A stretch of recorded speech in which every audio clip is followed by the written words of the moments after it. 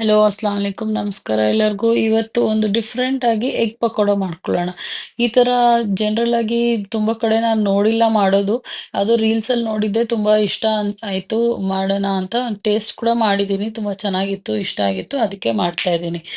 First ನಾನು 2 ಮೊಟ್ಟೆ ತೊಗೊಂಡಿದ್ದೀನಿ. 2 ಮೊಟ್ಟೆ ಜೊತೆ 1 ಟೇಬಲ್ ಸ್ಪೂನ್ ಅಷ್ಟು ಕಡಲೆ ಹಸಿ ಹಿಟ್ಟು ಹಾಕ್ಕೊಂಡಿದ್ದೀನಿ. ಅದನ್ನು ಚೆನ್ನಾಗಿ ವಿಸ್ಕ್ ಮಾಡಾದ್ಮೇಲೆ ಇದರಲ್ಲಿ ತುಂಬ ಫೈನ್ಲಿ ಚಾಪ್ಡ್ ಆನಿಯನ್ ಹಾಕಿದ್ದೀನಿ. ಬಿಕಾಸ್ ಪಕೋಡ ಅಲ್ಲಿ as you we all know onion ತುಂಬ ಚೆನ್ನಾಗಿರುತ್ತೆ, ಮತ್ತು ಗ್ರೀನ್ ಚಿಲ್ಲಿ ಆಬ್ವಿಯಸ್ಲಿ ತುಂಬ ಚೆನ್ನಾಗಿರುತ್ತೆ.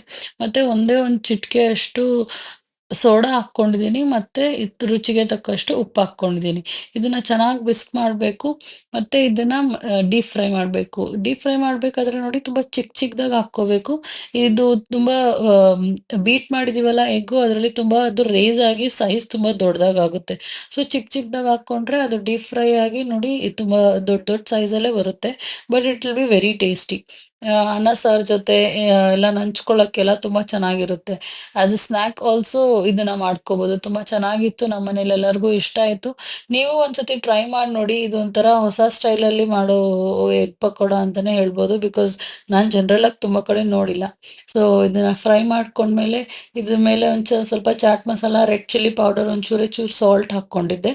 ಇದನ್ನು ಸರ್ವ್ ಮಾಡ್ಕೊಂಡಿದ್ದೀನಿ. ಇಷ್ಟ ಆಗಿದ್ರೆ ಲೈಕ್ ಮಾಡಿ, ಶೇರ್ ಮಾಡಿ, ಕಮೆಂಟ್ ಮಾಡಿ. ಥ್ಯಾಂಕ್